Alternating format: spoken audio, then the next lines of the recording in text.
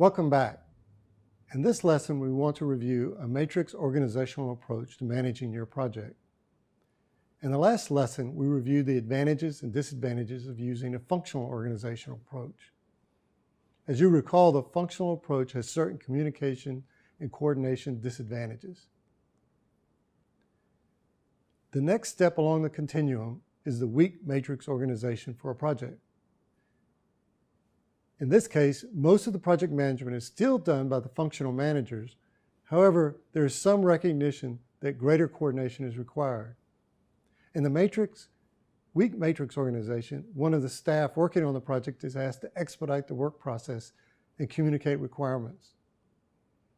The project coordinator typically does not have authority to enforce requirements or control resources, but they can communicate across the organization without going through the functional managers. They usually also have responsibility to report on the progress of the project. In the end, the functional managers still control the project and have the say in how it is executed and who works on it. They maintain authority over the budget and schedule for the project. The weak matrix organization maintains many of the advantages of the functional organization approach. However, in addition, it does provide some additional project coordination, as we've talked about, improved reporting, improved communication. It maintains the resource and technical control advantages of the functional organization. In the weak matrix approach, some of the issues on coordination of project functions and interface with the customer have been addressed in a limited manner. However, many of the weaknesses of the functional organization remain. In return for the improvements in communication and coordination, the weak matrix organization may incur some additional costs because of the extra time spent on project coordination. Next up is the balanced matrix organization. In the balanced matrix approach, there is a project manager. The project coordinator from the weak matrix organization has been elevated to full project manager and given more responsibility. In this approach, the organization recognizes the need for increased coordination. However, the ultimate budget, schedule, and resource control is still maintained at the functional manager level.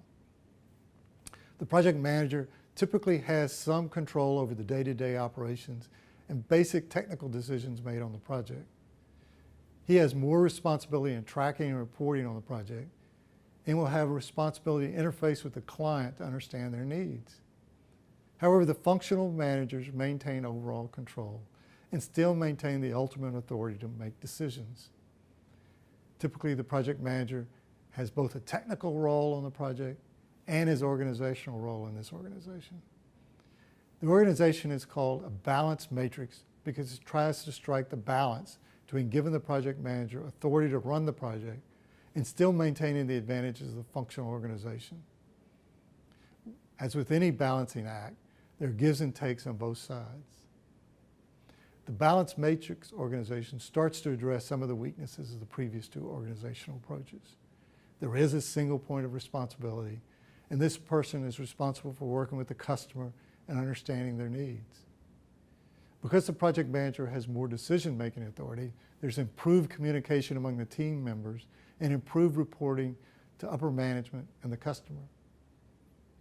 The balanced matrix organization maintains many of the advantages in resource allocation and job security.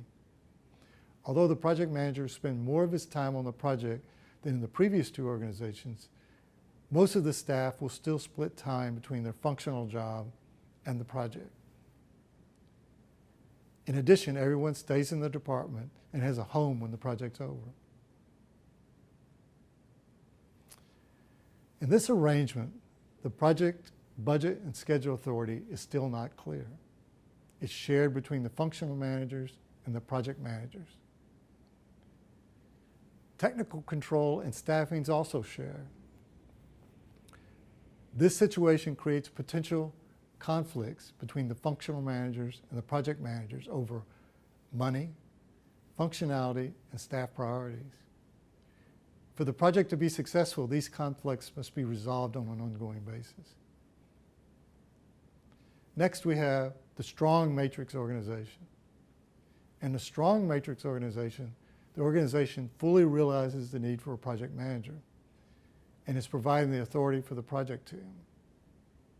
In the strong matrix organization, the project management group you see here on the edge of the screen is often its own function in the organization.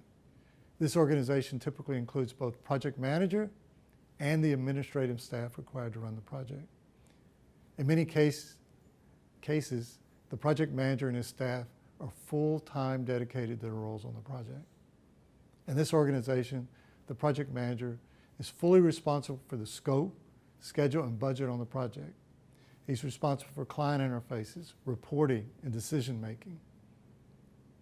To some extent, he's independent of the function managers with regard to the project and its specifications.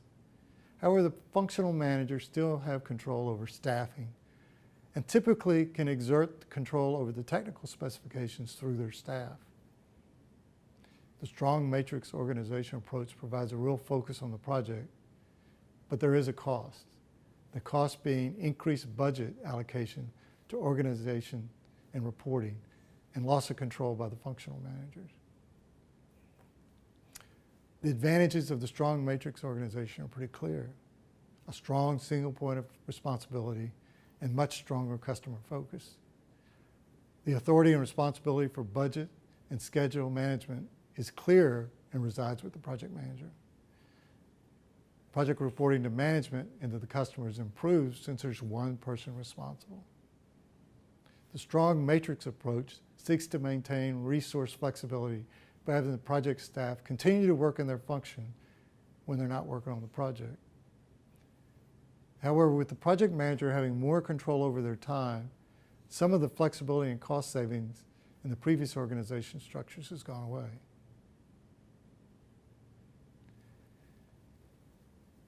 Some of the improved control and focus on the project gained in the strong matrix organization does come at a cost.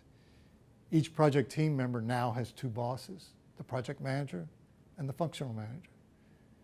This can create a potential conflict on work priorities and time management.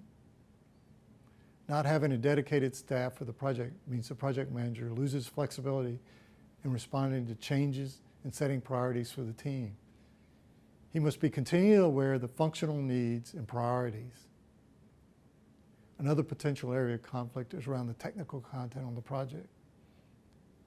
Because the staff still report to their functional manager administratively, they must pay attention to his or her desire in terms of the functionality of the project deliverables. While the project manager technically has control over these attributes, he or she must recognize the competing interests of the function in this area.